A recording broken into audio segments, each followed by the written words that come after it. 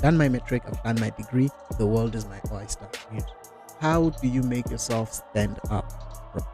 Reality is, your degree does not open all doors. Welcome to Certified and Seasoned, a podcast where we discuss how to navigate work, life, and money. If you're enjoying the content and you find the content useful, please subscribe, share, click that like button. Enjoy the next episode.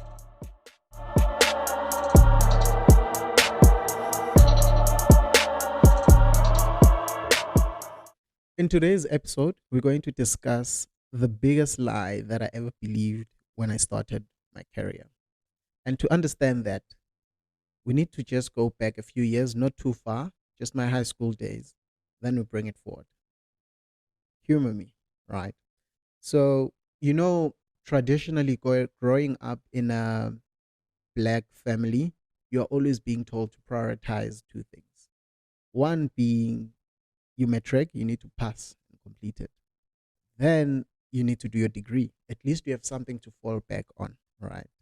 Even if you want to do some extracurricular activities or explore other careers, explore other things, these are the two major things that you need to close off before you can venture off in your own uh, world and do other things. Because it's always believed that once you have those two things, you are able to tackle the world and you're able to open all doors. Reality is, your degree does not open all doors. That's the plain sight reality of things. And it's a hard pill to swallow. But unfortunately, that's where the world is. There's so much competition, there's so much going on that just having a degree is not enough. And I'm just going to take it back, like I said, to my high school days where I just want to bring it home. So I was one of those top performers, like in high school. I was in the top 5 list, I was in the top 10 list, and I was performing very well. Um, then I transitioned into varsity, and when you get to varsity, it's a different environment, different people. The competition is rife because if you look at your competition that you had when you were in high school, it's like it's smaller, right? It's like a small pond or a lake that you are in, where in there's limited competition. You don't know what's happening outside of you. And once you go into varsity, then that competition widens a lot. Now you've graduated and they take you from this pond and they put you in an ocean, in the ocean. And once you get to the ocean, it becomes very difficult now to, number one, blend in and understand the environment. The scope of work has changed. It's no longer a few subjects that you were doing in high school. It's a whole lot of work that you're doing now in terms of the modules. And then jiggy jiggy, they tell you need to do extracurricular activities and be involved and be seen, visibility, and so forth. Um, what we don't realize is those things are actually preparing you for work.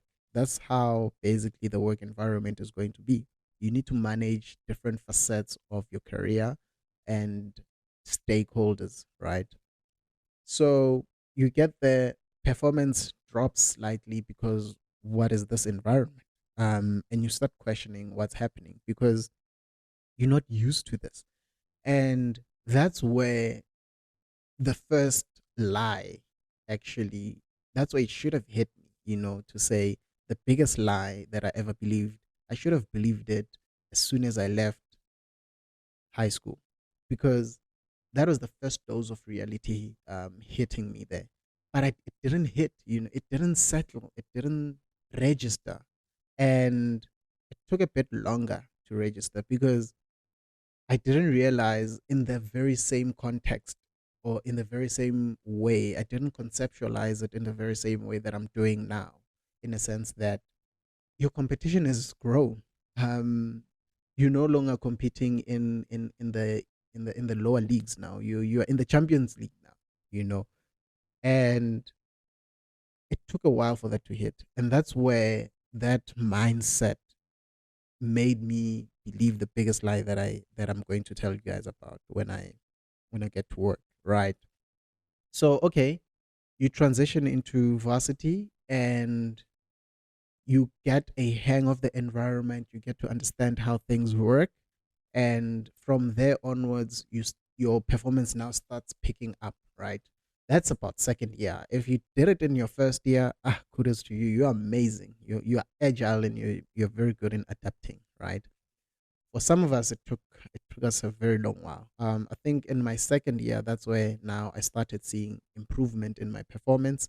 And while that is the case, the difficulty of the work also started to be very challenging, right? It's like it also goes up as you go into second year. It also, the workload also increases, and then you go to the next step. You pass your degree, you finish your degree, and you graduate, and you're thrown into the world, right? Now, when you get into the world, in my mind, I've done it. I've completed. I've done my metric. I've done my degree. The world is my oyster. I'm going to nail it now. No one can stop me. And it hit me again.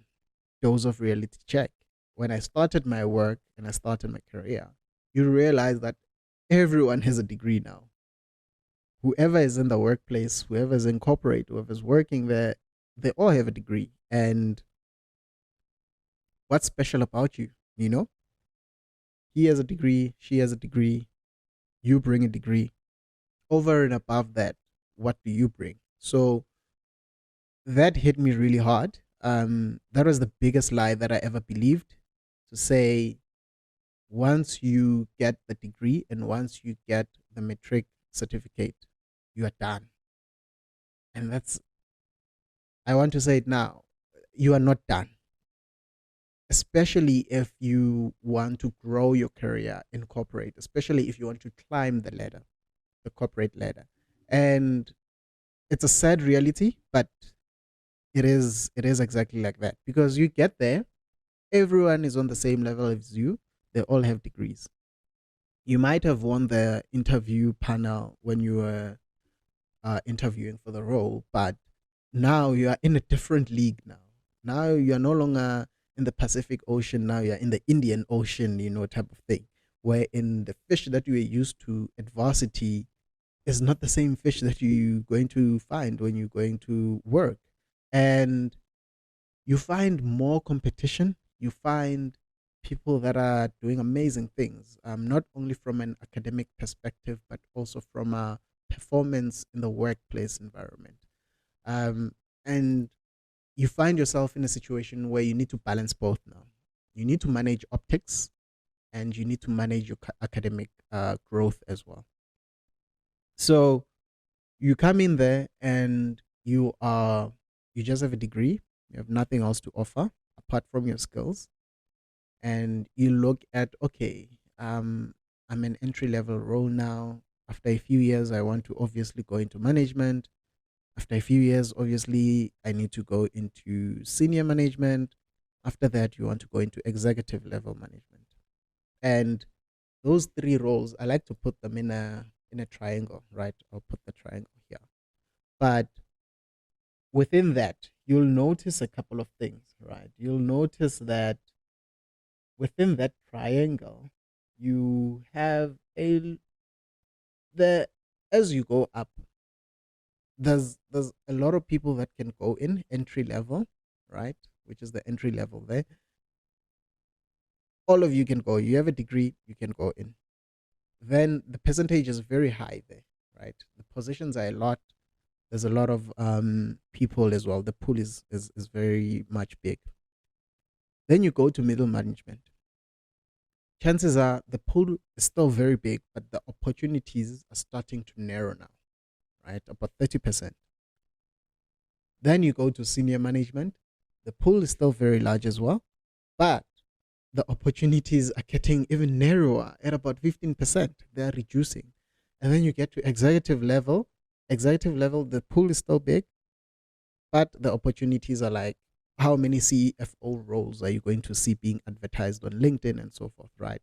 The opportunities are like 5%, and the pool is so big. So it's about, how do you make yourself stand out, right? How do you make yourself on paper be the one that they pick? And you get to the workplace, you have a degree. Everyone has a degree. When you look at people's profiles and you look at their names and you look at their LinkedIn's, you realize that, hey, people are doing amazing things. People have double certifications. They have your CMAs, they have your CASAs. Some even go further and doing an MBA as well. So that, depending on where you want to go, that is the type of competition you're facing. And the reality is, you with just a degree, you're not going to make it there. That degree has opened up the opportunity of entry level. But going further to that, it can't help you beyond that. You then need to upskill yourself. You then need to buckle up for a very tough journey, because people are getting double, triple certifications, and people are doing amazing stuff from a work politics management case, right? Because that's another side of things, right? You can do well on paper, but there's also the side where you need to manage the workplace politics, and you need to manage the culture within that workplace. So fine. I get there, I get to work, and yeah, I'm like, oh my, this is this is something else, because I thought I was there. I'm amazing. This company is very, I'm lucky to have me and all that. No, you are lucky to have the company to start with, right? And not only that, from there onwards, that's where the real work starts, because now you need to manage work and also manage studies. Because if you want to go higher, you need to get those certifications. And that it took about a year or two for me to actually get a hang of it, because I started at a place where there wasn't really much competition, right, in terms of growth and so forth, right? Not to say something bad, but I'm just thinking from my hunger and where I wanted to go. Hence, I moved. Then it started to show, to say, if you trying to go into this direction, these are the kind of people you need to mingle with. And I started to realize now that I need to work. I need to work, guys. Like, it's hectic. It's hectic out there. And that's when I started looking at, okay, how can I further upskill myself? I looked at the senior people and the executive people to say, what kind of certifications do they have within my field of study, right? Or field of work. And I realized that, okay, CA is there, which took me back to varsity days, wherein you have that mentality as a black child that if you're going into economic and management sciences, which is finance and accounting and so forth, the main aim, the main song that you keep on hearing is, you need to be a CASA, you need to be a chartered accountant. And if you don't make it to that level, you feel like you failed, right? So I looked at that, I was like, so my opportunity is gone, because now I can't go back and be doing articles and doing CTAs and so forth, right? So what is the next best thing? And most of them were having both the CA and the CIMA. And I'm like, okay, what is this CIMA thing, right? Let's see what the CIMA thing is. I researched, and when I also looked at the ranking, right, of the certifications, I also realized that, okay, looks like this CIMA thing is serious, right? Because you have in South Africa, for accounting certifications, you have CASA as number one, then you have CIMA as number two, you have ACCA as number three, then you have the CPA as number four, then you have CIA as number five, then you have the CISA as number six, right? So I looked at that and I was like, okay, but which one is more in line with my field of work? And out of all of those, I went with CIMA. For this CIMA thing, I remember that in varsity they spoke about it. Um, If I recall correctly, it was my second year. And I think SEMA was getting buy-in from the universities, and University of Pretoria was one of the universities that were getting the buy-in, right?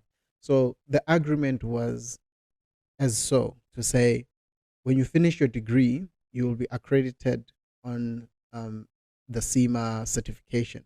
So if you do a degree, you land at management, you get exempted for the first diploma and the operational level. Then you get management level. You still need to do the objective tests though, and then you write your case study. But if you do your honors, you land at strategic level, and so forth and so forth. So at that time, I wasn't focusing, honestly. I was like, hey, these guys are wasting our time. We want to finish this class and we want to leave, you know? Um, but now, when I'm realizing it at work, then I'm like, oh my, I've heard about this, and this is what they were telling us about. Luckily, the year they came in, that's when the agreement started. So my degree also was, um, it qualified for the exemptions when I finished it. So things worked out. Okay, now I look at where I'm at, it puts me at management. Okay, cool. Now I need to finish that. Which is a whole other episode that we'll do and dive deeper into SEMA and what it does, what are the benefits and how to go about it, and I'll share some study tips as well on it. Right.